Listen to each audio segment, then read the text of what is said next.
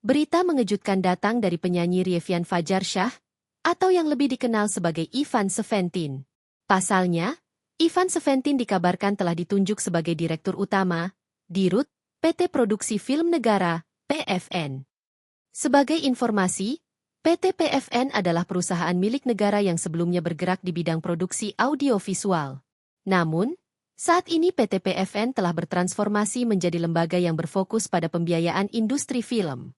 Sontak, kabar ini menuai sorotan dari masyarakat Indonesia.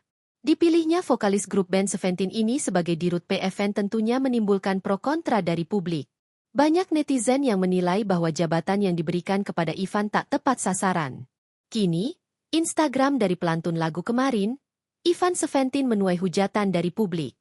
Dalam postingan pada 8 Januari 2025 yang disematkan Ivan, pria berusia 41 tahun ini sempat mengucapkan rasa bangga dan bersyukur saat bertemu dengan Presiden Prabowo Subianto.